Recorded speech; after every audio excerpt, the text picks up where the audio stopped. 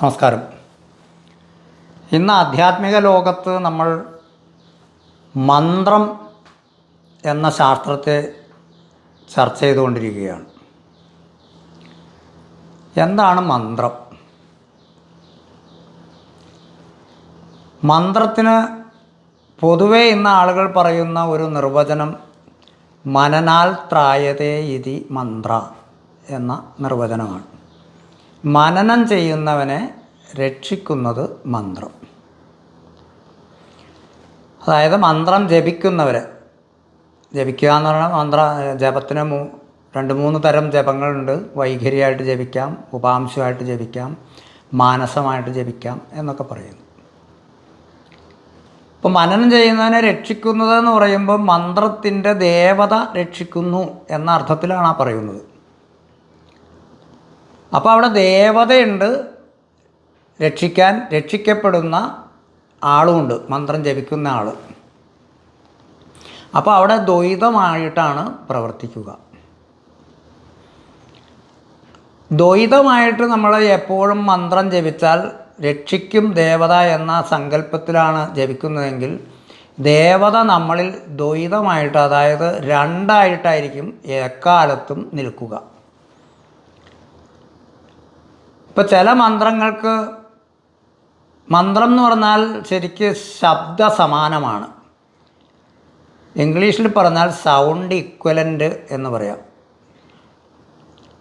ഇപ്പോൾ ഓം നമഃശിവായ എന്നൊരു മന്ത്രം, ഇപ്പോൾ ഒരു ദിക്കർ ജപിച്ചു എന്ന് വിചാരിക്കുക, അതിന് ഒരു സമാനത്വം വരും, ഒരു ശബ്ദ സമാനം വരും. ആ ശബ്ദ സമാനമാണ് മന്ത്രം ജപിക്കുമ്പോൾ ഉണ്ടാവുന്നത്.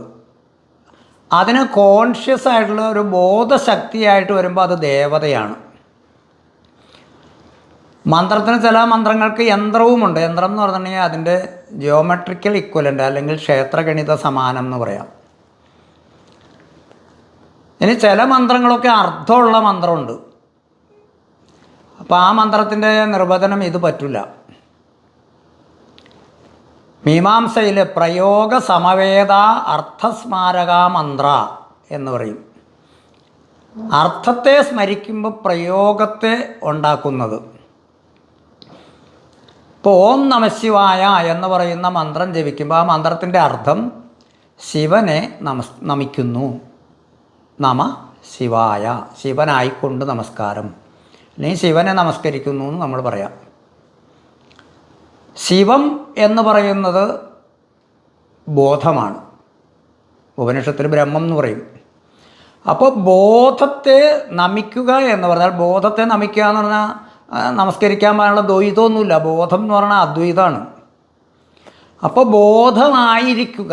അപ്പോൾ ഓം നമഃശിവായ എന്ന് പറയുന്ന മന്ത്രത്തിൻ്റെ പ്രയോഗാർത്ഥം, അതിൻ്റെ അർത്ഥത്തെ സ്മരിച്ചാൽ, പ്രയോഗം എന്ന് പറഞ്ഞാൽ സാധ്യത്തെ പ്രാപിക്കും, ബോധത്തെ പ്രാപിക്കും.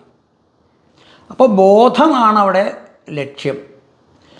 അർത്ഥത്തെ സ്മരിക്കുമ്പോൾ അതിൻ്റെ ലക്ഷ്യത്തെ സാധ്യമായിത്തീരുന്നതാണ് ശരിയായിട്ട് മന്ത്രം. മീമാംസയിലെ മന്ത്രത്തിൻ്റെ അർത്ഥം അതാണ്. അപ്പോൾ നമ്മൾ ജപിക്കുന്ന ഓരോ മന്ത്രവും ശബ്ദസമാനത്തെ സൃഷ്ടിക്കും.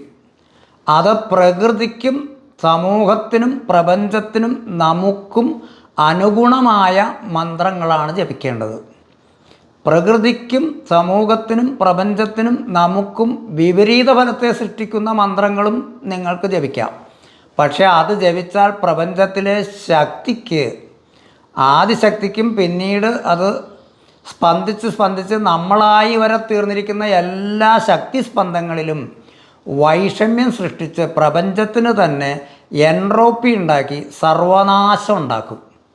അപ്പം നമ്മൾ ജപിക്കുന്ന മന്ത്രം ഏതായാലും അതിൻ്റെ അർത്ഥത്തിൻ്റെ പൂർണ്ണതയെ ഉൾക്കൊണ്ട് ജപിക്കണം എന്നാണ് എൻ്റെ അഭിപ്രായം.